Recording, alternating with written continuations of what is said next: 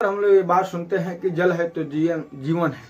लेकिन जब जल ही नहीं रहेगा तो जीवन कैसे बचेगी, और जीवन ही नहीं रहेगी तो ये निकम्मी सरकारें कैसी रहेंगी, ये निकम्मे पंचायत प्रतिनिधि कैसे रहेंगे और किसके लिए रहेंगे। क्योंकि ये बात बड़े ही दुख से कहना पड़ रहा है कि जब जल जीवन नल जल योजना जो 7 निश्चय योजना का एक प्रमुख लक्ष्य था और उसे सरकार के द्वारा पहुंचाया गया, और इसमें एक वार्ड और जो मुखिया होता है उसको ये जिम्मेदारी दी गई ताकि यह लोगों को शुद्ध जल दिया जा सके। लेकिन ऐसा भी सरकार के करने के बावजूद भी धरातल स्तर के जो जनप्रतिनिधि हैं उसे सही से चलने के लिए या यूं कहें कि उसे चलाने के लिए उसमें सक्षम नहीं हो पा रहे हैं। अब कितना घोटाला हो रहा है इसका तो जांच लोग नहीं करेंगे, क्योंकि लोगों को इसके पास कोई जानकारी नहीं है कि उसको कितना रुपया मिल रहा है, क्या कर रहा है, उसके फंड में कितना आ रहा है और वो कितना उस योजना को बता दे रहा है। लेकिन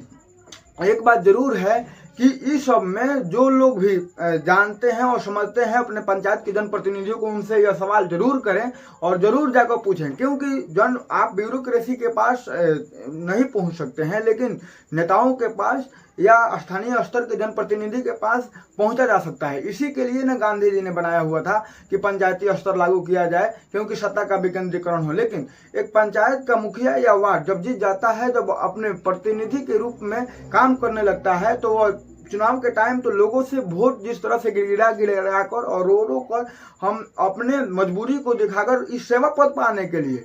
जबकि वो सक्षम नहीं है, क्योंकि वो मजबूरी दिखा रहा है, तो मजबूरी की भरपाई न करेगा उस पद पर जाकर, वो अपने आप को सेवा नहीं कर सकता है। और उसके बाद जो है उस पद पर जाने के बाद उसकी स्थिति ये हो जाती है कि वह खुद का दरबार और खुद का विधानसभा जैसे सत्र चलाने लगता है, जो बोलता है वही नियम होने लगता है। क्योंकि जिस तरह से यहाँ पर बखरिया के वार्ड नंबर 14 में जो एक नल जल का टंकी था और बहुत ही बुरा तरीका से यह फटा है, और यहाँ पर जैसे कि लोग होते तो मर भी सकते थे। जिस तरह से वहाँ पर आसपास के जो जगह पर बेरी का खोप और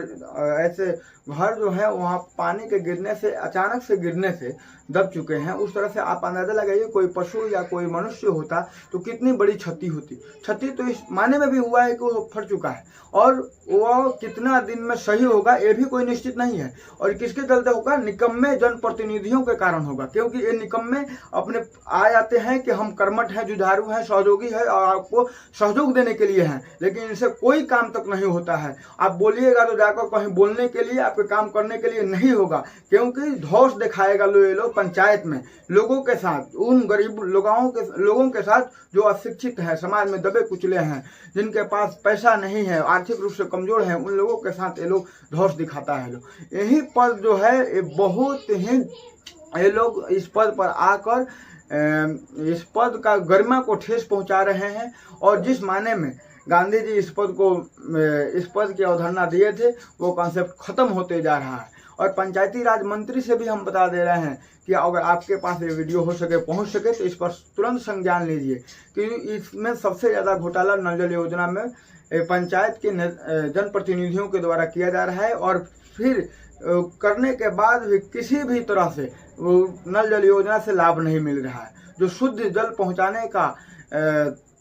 एक नीतीश कुमार का जो मिशन था वो मिशन फेल हो रहा है, और किसी भी लोगों के साथ शुद्ध जल नहीं पहुंच रहा है। क्योंकि जब यह नल जल योजना लग रहा था तो उसमें भी घोटाला हो रहा था, किसी भी तरह का क्वालिटी के पाइप नहीं दिया रहा था, क्योंकि अगर इस तरह का क्वालिटी के पाइप दिया गया होता तो आज ये ध्वस्त नहीं होता। ये तो अचानक फटा नहीं है, पहले से फटते फटते आ रहा है। जेई के पास कंप्लेन करने पर खुद अपने आप को राजशाही समझता है, कभी भी इस पर संज्ञान नहीं लिया। और ना ही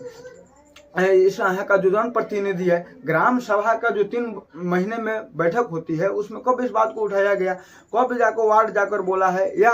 फिर देखें तो 29 जो विषय दिए गए हैं, 29 विषय तो फिर देखने के लिए नहीं दिए गए। अरे इस सब चोटों को तो मालूम भी नहीं होगा कि 29 विषय क्या है। आवास जो ऐसे है उसी तरह के उसके साथ साथ भी तो पेयजल की भी समस्या बताया गया है कि शुद्ध जल को पहुंचाना या ग्रामीण स्तर के जो भी जनप्रतिनिधि हैं उनको दिया जाना चाहिए, और उन विषय पर कानून बनाना चाहिए, और उन विषयों पर जो स्थानीय स्तर के लोगों के साथ यह पहुंचना चाहिए। लेकिन इन चोट्टों ने उसकी जानकारी भी नहीं की, और जो सरकार के स्तर से प्रचार कर करके बड़े बड़े होर्डिंग लगा करके दिया जा रहा है, उसको भी सही से वहाँ पर ग्रामीण स्तर से पहुँचाने में असक्षम हो जा रहे हैं। और जिनको उस मायने में जानकारी भी है थोड़ा बहुत, तो घोटाला कर रहा है। अगर घोटाला नहीं होता तो एक दिन में इतनी बड़ी टंकी को टूटना और एक बैग इतना बड़ा